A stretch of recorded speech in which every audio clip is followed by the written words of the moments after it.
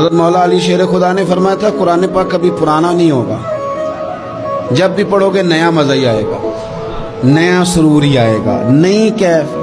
بڑے بڑے کٹر کافر قرآن پاک سنتے تھے نا۔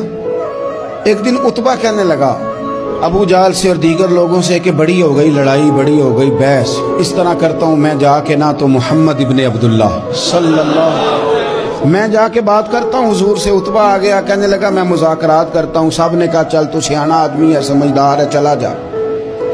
جا کے نہ تو وہی باتیں جو وہ ہمیشہ کرتے تھے، نبی کریم علیہ السلام سے کہنے لگا ہم سارے آپس میں ہیں، برادری ہے، قبیلہ ہے، ایک شہر ہے، پھر بھی لڑائیاں شروع ہو گئی ہیں۔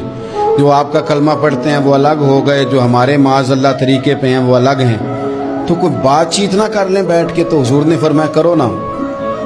کہنے لگا اگر آپ سرداری چاہتے ہیں تو ہم دیتے ہیں، اور اگر آپ مال و دولت چاہتے ہیں تو معاذ اللہ ہم دیتے ہیں، جو آپ کہتے ہیں ہم کرتے ہیں۔ کسی طرح کا بھی آپ کا مطالبہ ہے تو ہم پورا کرنے کو تیار ہیں، تو آپ بتا دیں ہم وہ کر دیتے ہیں۔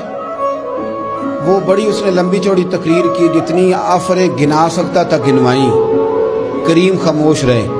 جب اس کی بات پوری ہو گئی تو حضور فرمانے لگے میں بھی کچھ بولوں؟ کہنے لگا بولیں۔ میرے نبی پاک نے قرآن پاک پڑھنا شروع کر دیا۔